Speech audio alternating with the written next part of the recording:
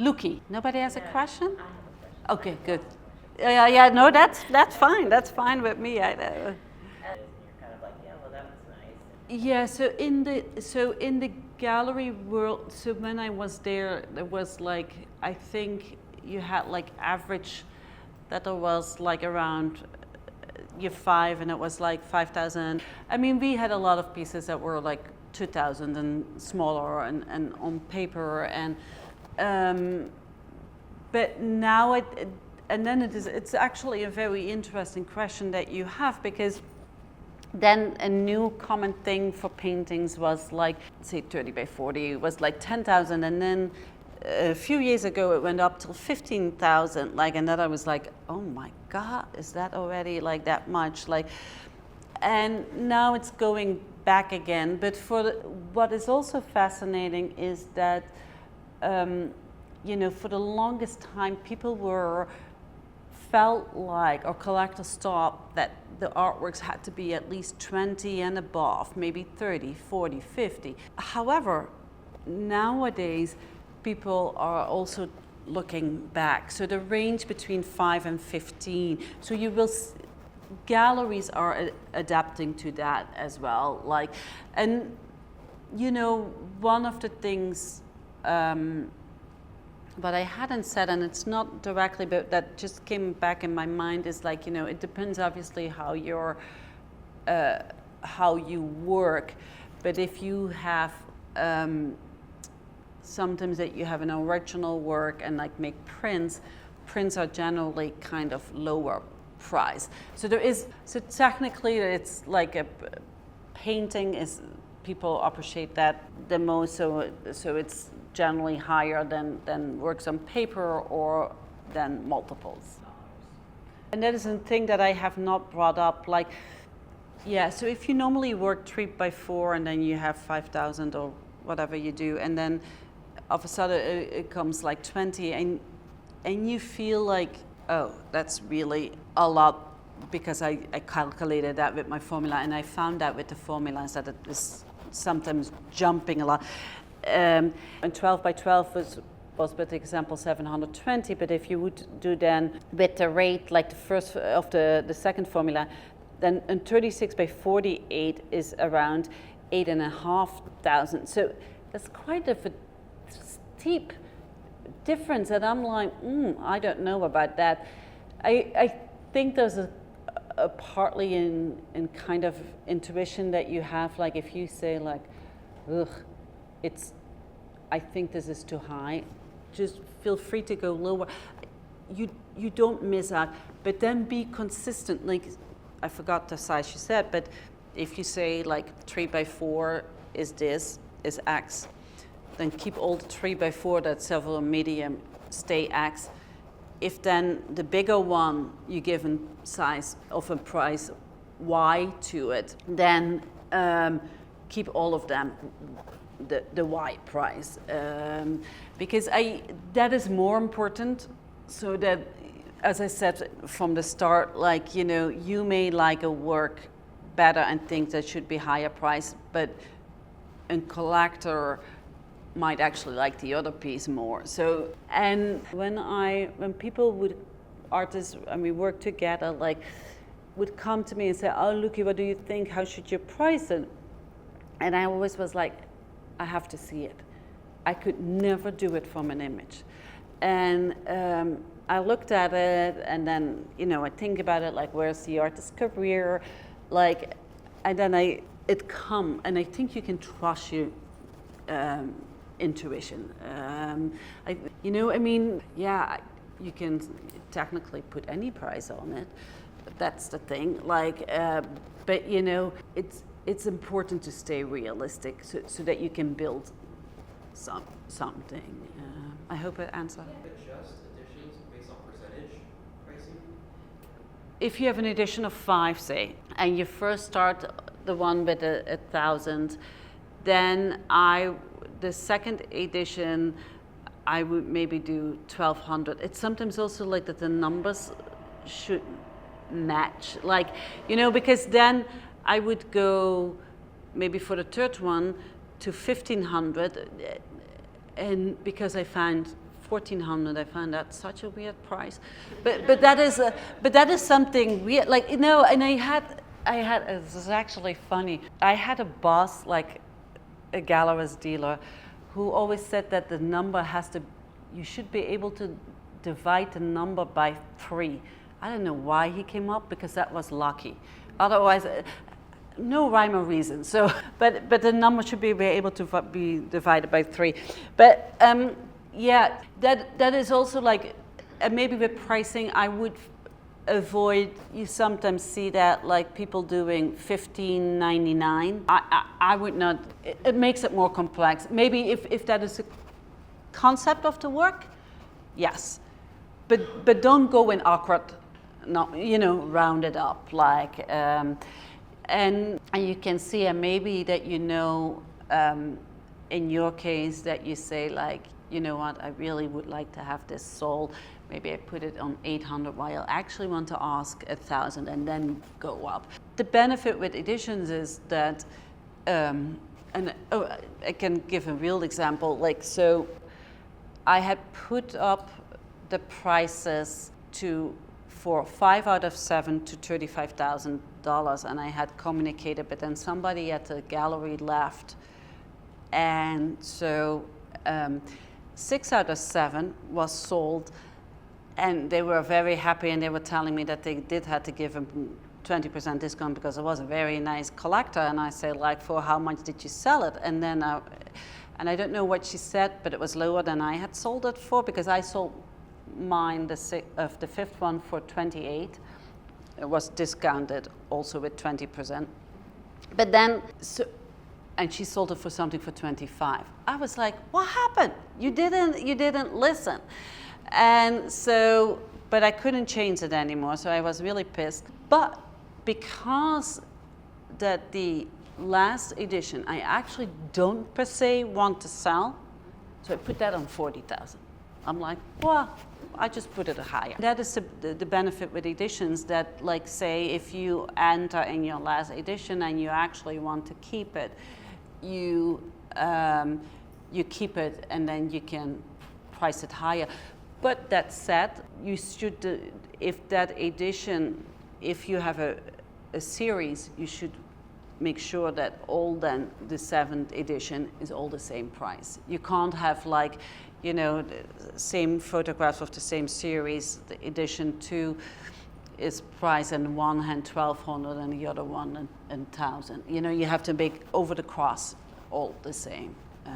Consistency. Try to sell it from like a website. Is that even work? I think actually more and more people buy directly from a website.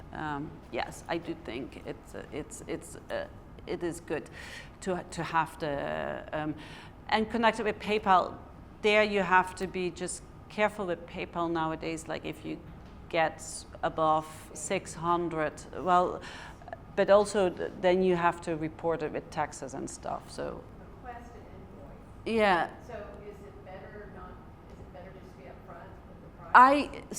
So that is an interesting question, because it's with the transparency. So it used not to be done that you would reveal any prices. It was a no. But with websites like Artsy, where you do have prices, I think it's a personal preference. I think that what is important is, like, I would do it initially, like, just also to give an idea. Like, people did not do it because then you have to ask, and then you can get, like, you know, the contact information or something. Right. But you can also do in combination. Some you have, like, the price listed, and some you do price upon request. Like, I mean, in particular, that you have different mediums. Maybe in bigger work, you put price upon request. Yeah, I think from when you are, like, you know, trying to sell and set it up, and I think prices sometimes help. Like, people do like more and more transparency. And that's, again, a gentleman rule. So generally, when when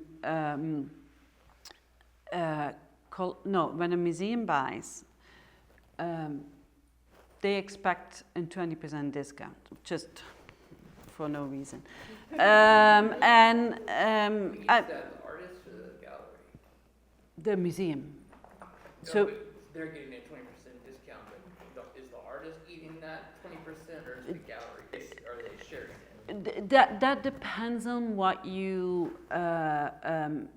agreement is with the gallery. So what we generally do is the first 10% is split. Anything above that will the gallery partly takes over, except when it goes to museums, because a museum already asked 20%. So, but that is in a way that you have to really talk with your gallery to make sure that you are there. Like, I don't think it is fair. Sometimes you had to make a sale, or you do want to place the work, and then you negotiate, and then you give a little bit more discount than you actually want, and then we sometimes took it and then did not ask the artist to do it. Or because initially we had set up like 10% is automatically shared.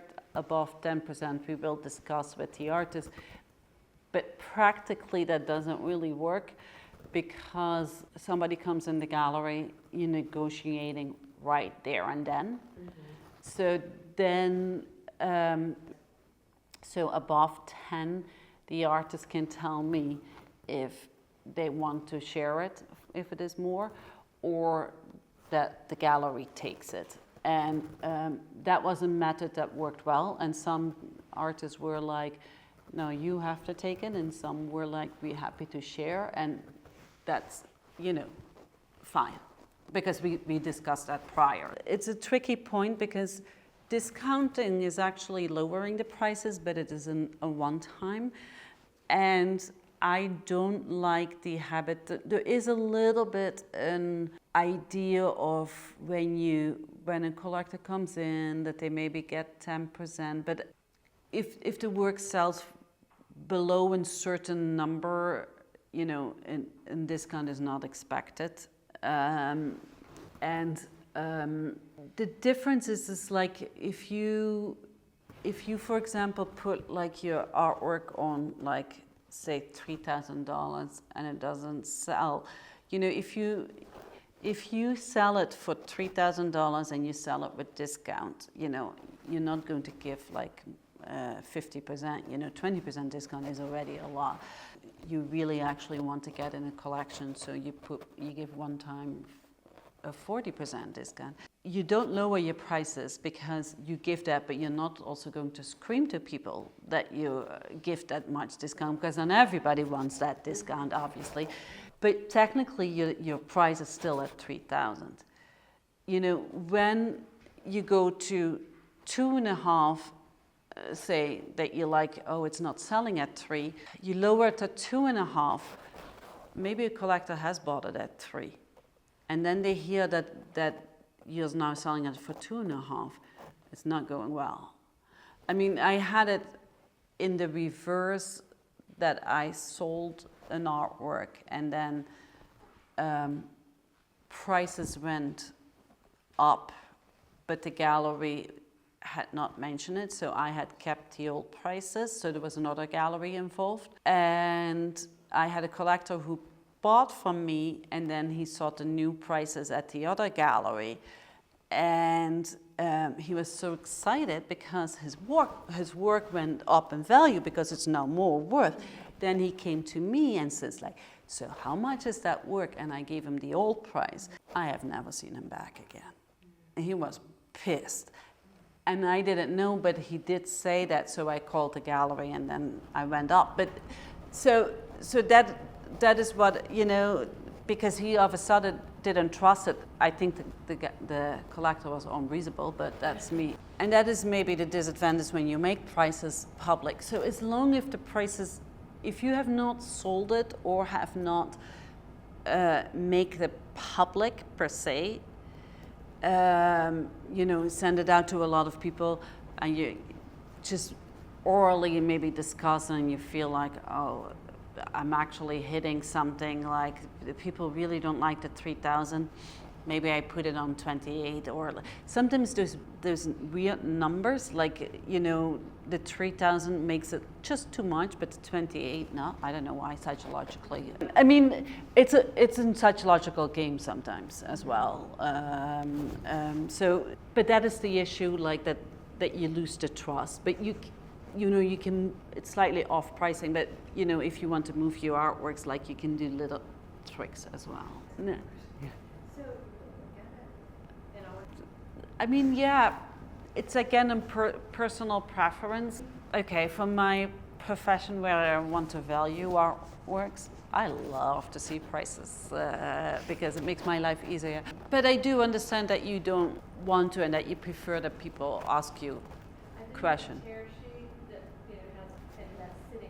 Yeah, I with the barcodes, I think it was a new thing that people wanted to do, and I'm not sure in how far, it's now a little bit, over already. So and I think that is really like personal.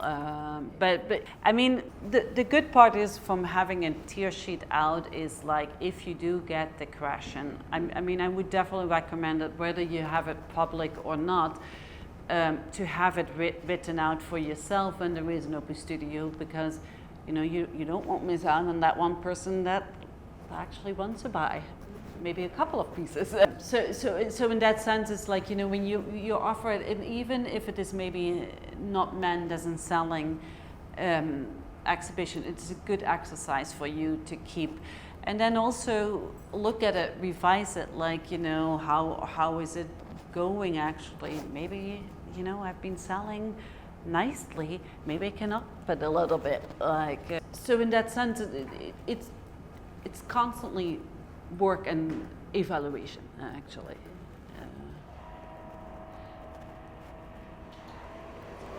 Is sales tax expected to be included in the list price? Does the gallery split that with the artist, or So sales tax is on top of it, and when it gets sold through in gallery, the sales tax is added afterwards, because as a gallery you have to file the sales taxes. If you are an own company, because we had our artists that were their own company, if we would sell it for them, they don't deal with that sales tax. I don't know how that works for, but that would something you ask your accountant as well. Yeah, you're welcome.